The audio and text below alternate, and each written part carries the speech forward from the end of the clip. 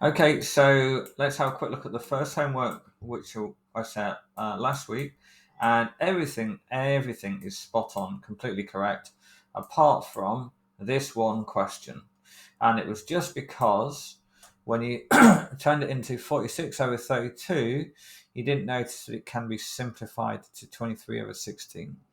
So how do we know we can simplify it?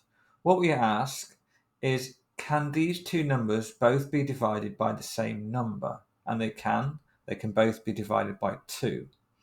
Now, once we simplify it, that may not be fully simplified. And this is what we're working on at the moment. This actually is fully simplified, but how do I know if it's simplified? I just ask the same question. Can these two numbers both be divided by the same number? And they can't. 23 and 16 can only be divided by 2, 4, 8, and 16. And this number cannot be divided by any of those numbers. So again, we've been practicing that over here. And yeah, you're getting the hang of it. But we've definitely made some progress, because at the beginning you weren't sure how to get started, and then once you got the hang of it, you went through these fairly quickly. Now, the difference between question 1 and question 2 is question 1, we're dividing it by fairly small numbers. So here we have to divide it by 2, here we have to divide it by 3, then 2 again, and then this one 5, and this one we divide by 3, and so on. So 2, 3, and 5 really, and then right at the end we had to divide it by 100. You're a little bit stuck on that to start off with, but basically any number, if it's got a 0 at the end, it can be divided by 2. Sorry, I'll say that again. If it's got a 0 at the end, it can be divided by 10. If it's got 2 zeros at the end, it can be divided by 100. And guess what? If it's got 3 zeros at the end, it can be divided by 1,000. So these two, because they both got 2 zeros at the end, they can both be divided by 100. And what you can do really is just cross the zeros off and you get your answer. Now, question 2, basically the same, and the numbers are a little bit more awkward. So A, these two numbers, what times table? And I don't want you to stress about trying to memorize your times table. By all means, try and do it without the times table, but don't try too hard. Have a look at the times table once you get stuck, because that is what's going to help you to remember it, by keep using the times table.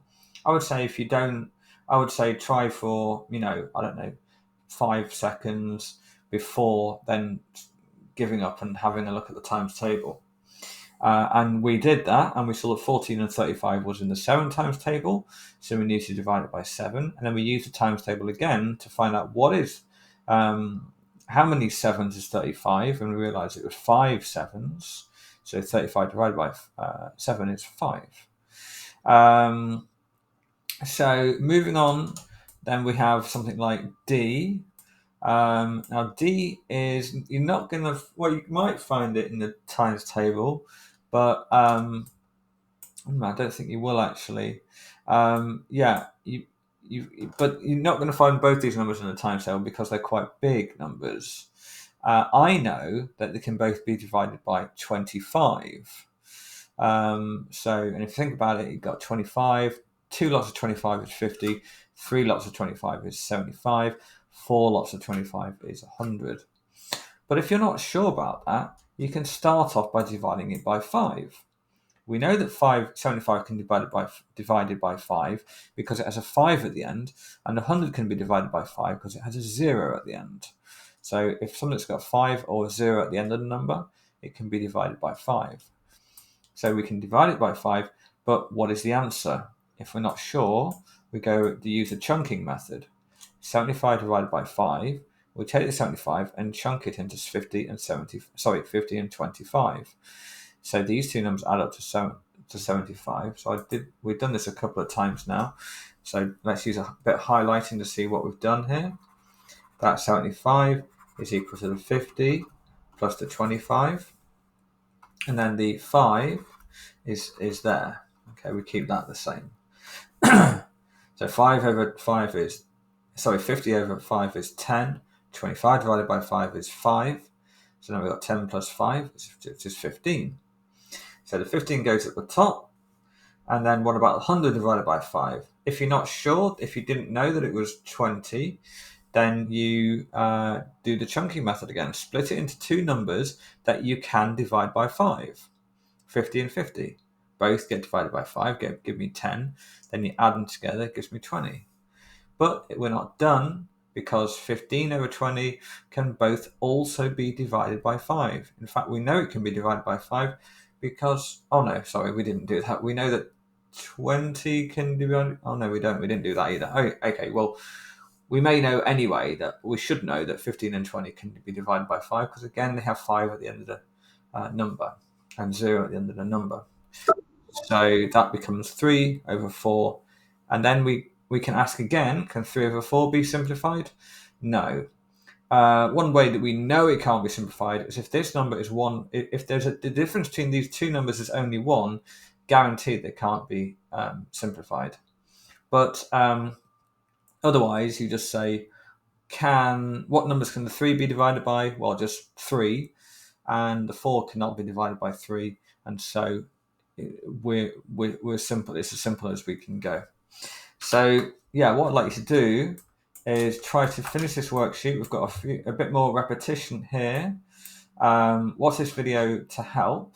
Fast forward it to whatever the useful bits are. You can see question 3 is going to get a fair bit more tricky.